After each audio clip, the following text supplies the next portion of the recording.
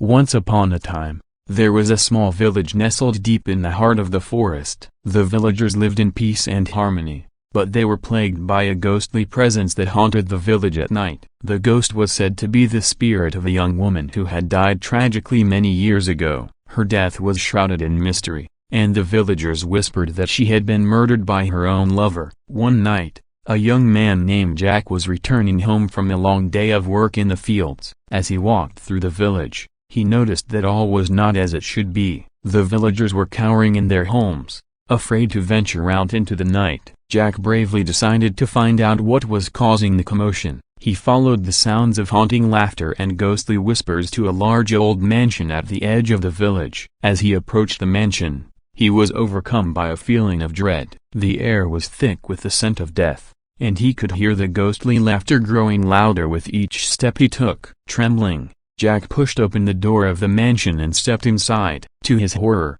he saw the ghostly figure of the young woman, her eyes glowing with a malevolent light. She was holding a blood-stained knife, and her ghostly form was surrounded by the ghostly apparitions of her murdered lovers. The ghostly woman raised the knife and pointed it at Jack, cackling madly. Jack tried to run, but his feet were rooted to the ground. He was frozen in terror as the ghostly figure advanced on him, her knife raised high. Suddenly, a bolt of lightning illuminated the room, and the ghostly figures vanished into thin air. Jack woke up in his bed the next morning, drenched in sweat and shivering from head to toe. From that day on, Jack lived in fear of the ghostly woman, who was said to haunt the village to this day, seeking revenge on all those who entered her mansion.